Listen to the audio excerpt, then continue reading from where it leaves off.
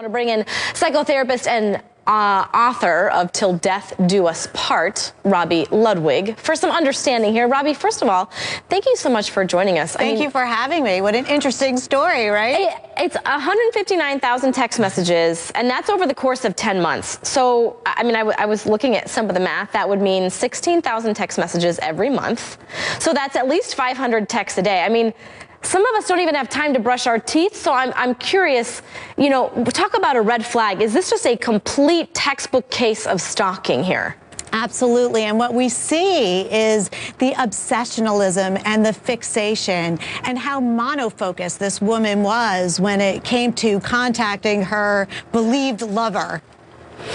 When you have a case such as this, I mean, for example, we have never seen anything quite on this level of obsession, but she started also to trespass. So I'm curious as to, is there a gateway? Like, did she start sending a number of text messages and then she sort of tested the waters? Because if I'm not mistaken, police did find her taking a bath in his home, right? While he was on vacation. Yes, and when she was asked about it, her ability to rationalize her behavior was incredible, which is also very typical of stalkers. They don't realize the impact they are having on their victims. They believe what they're doing is right and in the name of love, and their social skills are off.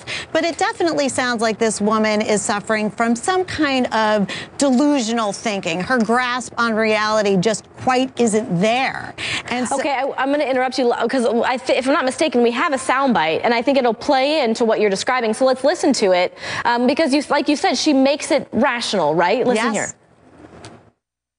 Because in a lot of people's eyes, they see this as weird.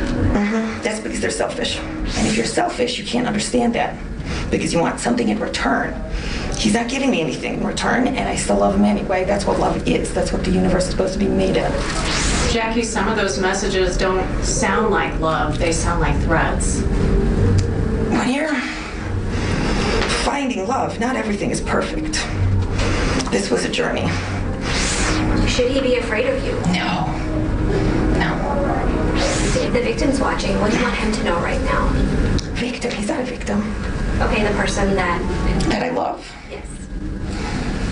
What I want him to know? That I love him.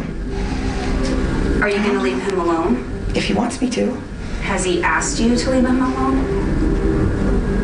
I don't want to talk about those things.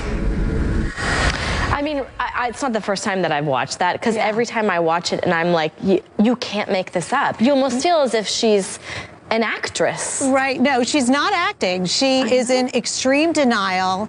And also, many stalkers are not aware of the intense rage and anger that they have towards this person for not being the type of lover that they want them to be or that they believe that they should be. So this woman really believes that, as she said, it's all a journey. Love is difficult. That if she just texts him or says something in the right way, that she will then encourage him to be the lover that she wants him to be. But therein lies the trouble, that no is not an answer for many of these stalkers. Their narcissism won't allow them to take in that they're being rejected, that their feelings are not being returned. And so therein lies the problem, and this woman needs help. If she could be treated individually, I think it would hopefully help her to see reality a little bit better. Right, and we can sort of snicker and watch the interviews over and over again, but these are people's lives, and this is what she thinks is reality, and I think you'll be the first to tell us this is some pretty serious stuff, especially some of her, and we don't have time, but some of her text messages got threatening. I mean, she threatened to kill him, so it's not funny, and if anything, it's actually rather sad. Yeah. Robi Ludwig, thank you so much for joining us and giving us some perspective. Thank you.